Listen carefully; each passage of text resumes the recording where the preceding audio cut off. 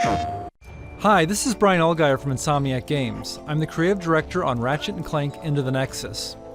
Into the Nexus is a return to the classic Ratchet & Clank style adventure and continues Ratchet's story arc from the Future series that included games like Tools of Destruction and A Crack in Time. Here's some footage from close to the beginning of the game. Ratchet and Clank have stowed away on an enemy ship and landed on planet Uruk, where they are in search of escaped convict Vendra Prague and her brother Neftin. Planet Uruk is considered to be in a haunted sector of the galaxy and was abandoned long ago. It's also the perfect place for Vendra and Neftin's operations. One of the big focuses for Into the Nexus is gravity. This is something that Ratchet games have explored with Spherical Worlds, and Into the Nexus goes further by incorporating gravity manipulation in both our weapons, gadgets, and a new game mode that I'll be showing in a little bit.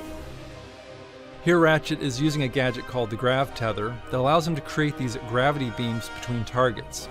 He can change their direction, create multiple beams, and use them to travel across bottomless chasms.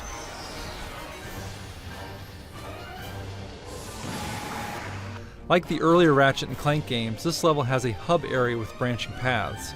On the left path, Ratchet encounters some blade balls, which is a perfect situation for the Winterizer. This weapon delivers holiday cheer by firing out a string of snowflakes, holiday tunes, and an Arctic blast that transforms enemies into snowmen. So now Ratchet is traveling further into an enemy outpost using his grav boots. Some might recall this enemy faction called Thugs for Less that were featured in Going Commando, the second Ratchet and Clank game on the PS2. What do we get to kill some? Stay frosty, thugs. The enemy could be anywhere. Alright, so these guys are just asking for it. So you can see these enemies have turned into their own unique version of snowmen. You can try the Winterizer on different enemies and each time get a different result. The weapon upgrades and will later drop holiday presents that give out health and ammo. In terms of gravity-based weapons, we have the Vortex Grenade, where you can fire out a vortex that sucks multiple enemies into the air, allowing Ratchet to pick them off or focus on other enemies. The Vortex Grenade is great for crowd control, and it upgrades to fire out multiple vortices. Into the Nexus has a spookier quality than past Ratchet games, and a weapon that shows off that quality is the Nightmare Box. Ratchet can toss this box out and it opens to unleash a hideous creature that scares enemies. You never know what creature will pop out. There are skeletons, horned demons, giant eyeballs, and of course scary clowns. The Nightmare Box is a great distraction weapon and will later upgrade to attack enemies. There's another weapon that seems kind of basic at first, but later upgrades and plays with gravity. The Temporal Repulsor is a great shotgun type weapon that knocks enemies back, but when it upgrades, it knocks them up into the air, putting them in a temporary stasis mode, allowing Ratchet to shoot them again to deliver a 1-2 punch and take them out of the action.